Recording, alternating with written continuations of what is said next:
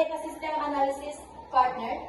ASA, or Agroecosystem Analysis, is a way of studying the farm environment to understand what is happening to the crops, soil, insects, and weather so farmers can make better decisions.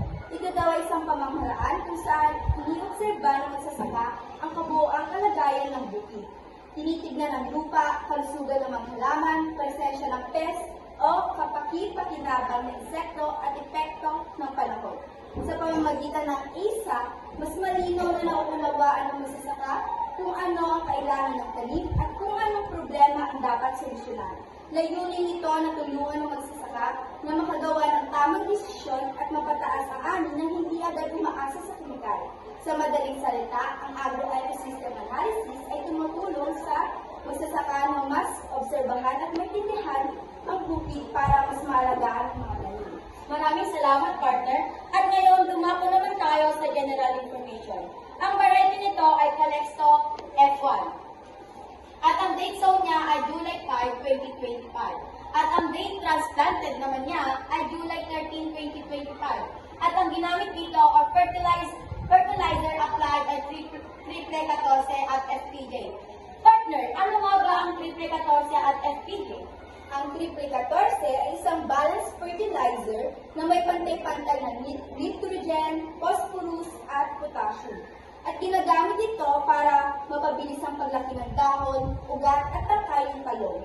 Nakakatulong ito para maging mas matibay ang halaman laban sa init at ulan at nagbibigay ng magandang foundation bago ito mamulaklak at magbunga. Samantalang FPJ or Fermented Plant Juice ay isang organic fertilizer na gawa sa fermented na dahon o usbong ng halaman kasama ng brown sugar or molasses.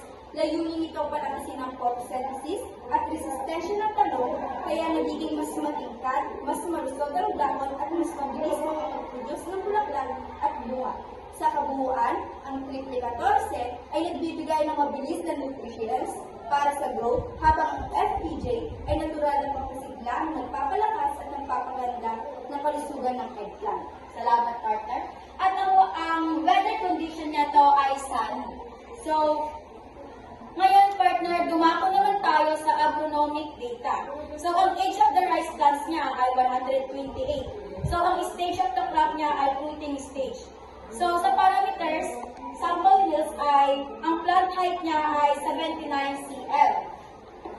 At ang number of tillers niya ay 7. At ang number of leaves naman niya ay 82.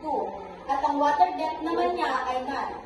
So, ngayon, partner, ang plant health natin ay meron tong leaf damage na nagkakaroon ng 21. Ito ay nagkukos dahil sa pagkaunti ng tubig at sa walang daloy ng tubig sa ating plant or sa ating talong. Ang weeds naman niya ay ang ating abundant ay grasses.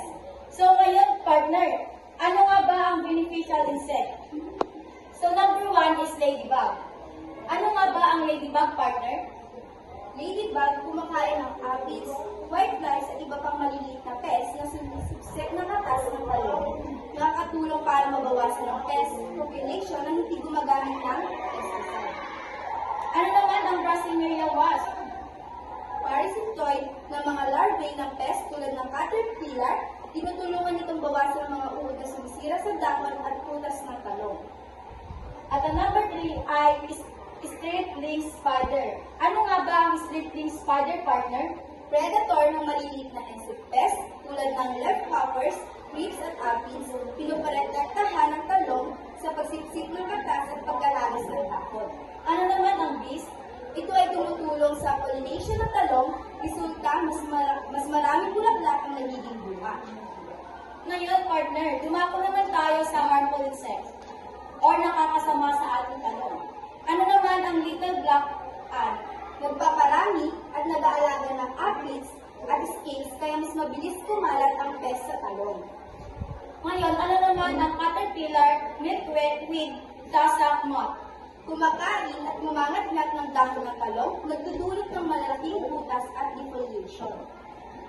Ano naman ang lesser dart skipper butterflies larvae? Ang mga uod nito ay kumakain ng dahon at minsan tumutunto ng bagong tubo o young shoots.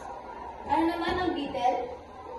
Sumisiksik ng katas ng dahon at sanga, nagdudulot ng pagdudila ng kalaban at naglalabas ng honey na nagiging suot or nahol.